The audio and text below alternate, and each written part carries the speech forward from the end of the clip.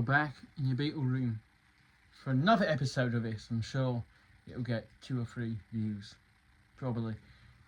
But hello, good afternoon, good evening, good night.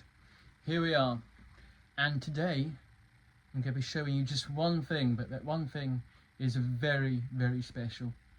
So I'm going to change from cinematic mode to actual video mode, and I'll show you it right now. Now, I'm going to show you 2 things actually, but they kind of are the same thing, or related to each other anyway, so you're lucky. Here is a Galatone champion of roughly the same or nearly the same year as John's.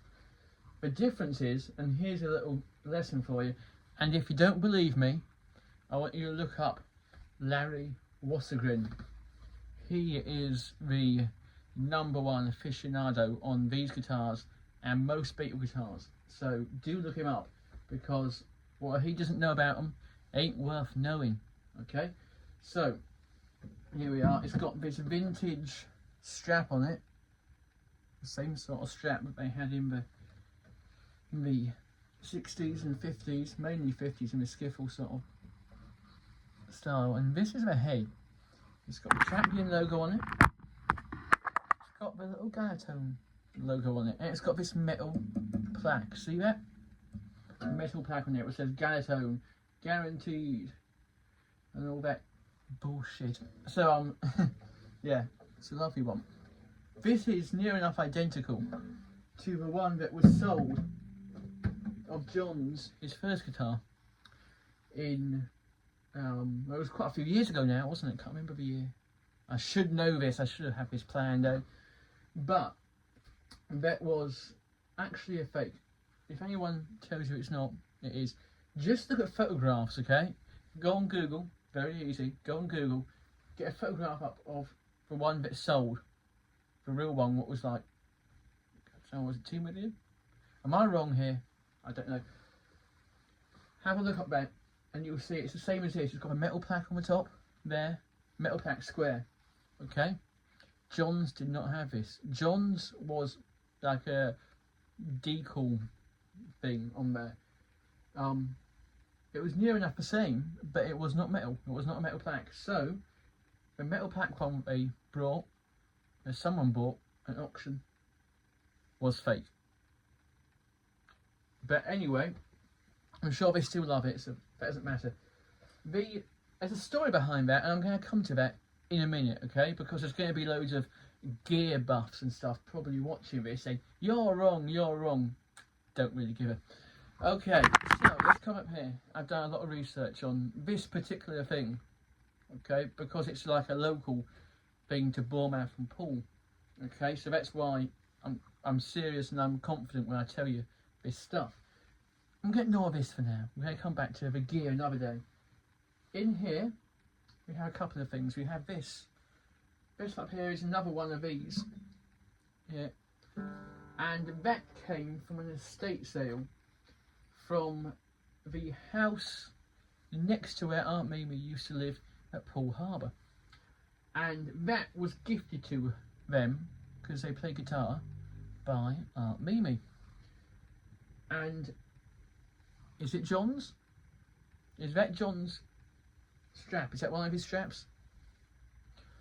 But as Aunt Mimi had it, she didn't play guitar. It's obviously something related to Beatles. So I got that. Aha. I got that. No one else saw what it was, really, so I got that for very cheap.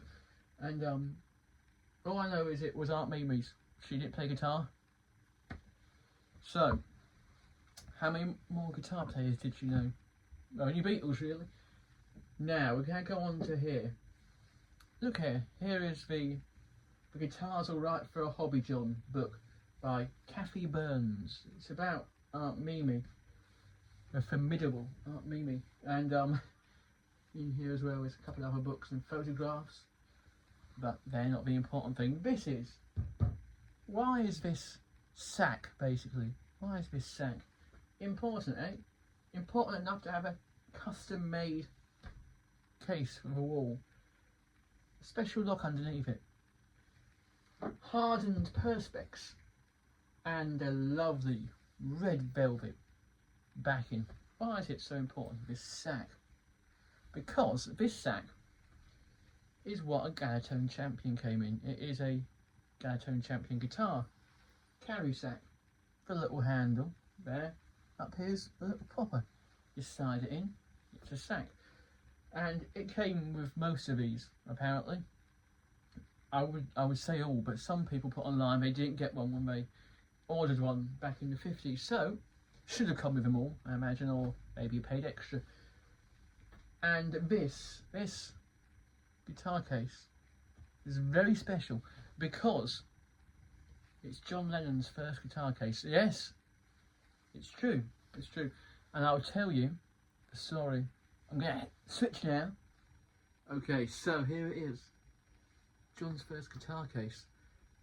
Now, first of all, I'll tell you how I got it, then I'll tell you the backstory, and then I'll tell you why I can be sure that this is 100% the first guitar case of John. So, it's 2019, and I'm going to go and buy a Fender amp. Not this big fucker, smaller one. I go up to this old guy's house, and he says, "I'll come in, I've got it in the back garden." And in his back garden, he had loads of guitars hanging up, drying. He was painting guitars and all this stuff. Turns out that he was a big Rolling Stones fan, not so much of the Beatles, because we got talking about music and Beatle stuff. It was then when he told me, "You know what? I used to work for Aunt Mimi." So I was like, tell me more. I was like, it was like in Greece. So I said, tell me what the story is. And he tells me, he goes, he used to be like a jack of all trades sort of thing. He did. Odd job man, And he worked for a company, a local company, who contracted out people like that. And he worked in Aunt Mimi's house for a couple of weeks, nearly a month or something like that. And every day she would hide things around their house to see if he would steal them or not. One day he went into her bedroom. She wanted something moved. I think it was a wardrobe or cabinet of some description, I think he said. And on the bed, it wouldn't be there normally, was a whole sack of postcards and letters. And he had a quick look, You would, bit nosy, And they're from Paul. There's one from John. There's Linda, Ringo, George, all kinds of people. Brian Epstein, George Martin, Cynthia, of all people, really. But just like Christmas cards, birthday cards, letters in general.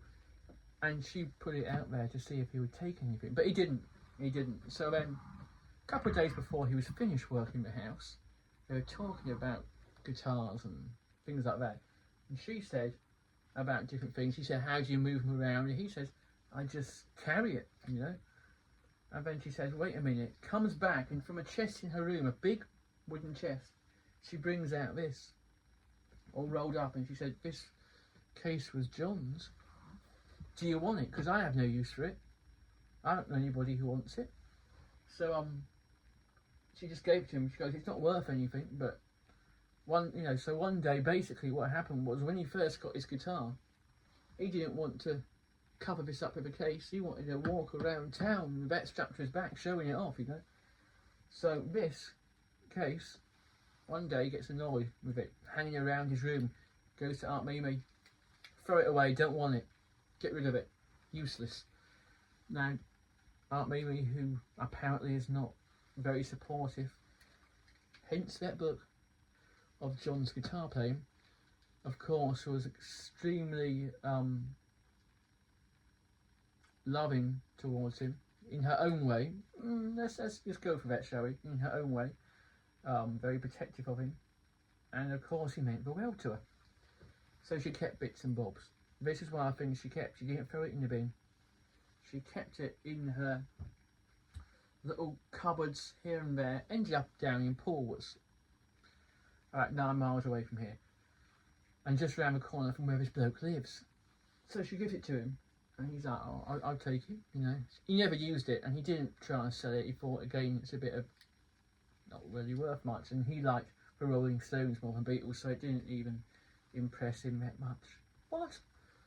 Anyway, so what he thought was, it's nearly the last day, I'm going to chance my luck. He says, well, do you mind having a photograph with me, just to have some sort of memory of meeting you? And she was happy to do so. So we go out to her veranda, looking over Poole Harbour, and they stand there like this. I've seen a photograph. He showed it to me, on the white railings, and they're both holding the case, and the case has got this black, that grease mark sort of thing down it, and in the photograph, same grease mark, exactly, same everything, spot on. And there's Aunt Mimi holding it with him. So that is how I know it's real, because Aunt Mimi had it. And you're going to argue with her? Come on. So, this is John Lennon's first guitar case that came with his first guitar. No one else has got that. I have been offered money by people who know about this to buy it, to display it. And to be honest, the offers that I received with the providence that I have and all that were laughable. I have talked to the Rock and Roll Hall of Fame about this, or someone who worked for them anyway. They're interested, but they didn't want money. No. So this is mine. This is going nowhere. I'm dying with this, man. This is my pride and joy, it really is. So you can go around and you can be, nah, it's bullshit, it's not true. I don't care, because I saw a photograph, so I know it is. And if you don't believe me, then go and argue with Aunt Mimi. You know? See how far you get with that one. It's amazing. It's the case from the guitar that started it all. And look what it's built into, just in this room, eh? Hard Day's Night Hotel Liverpool, without this case, without this guitar, wouldn't exist. The Tavern Club, yeah, it'll be, you know, it wouldn't be what it is today, let's face it. It's a Beatle location. The whole of Liverpool, in the Cavern Quarter especially, none of that would probably exist in the way it is now, if it wasn't for this case and the guitar that came in it.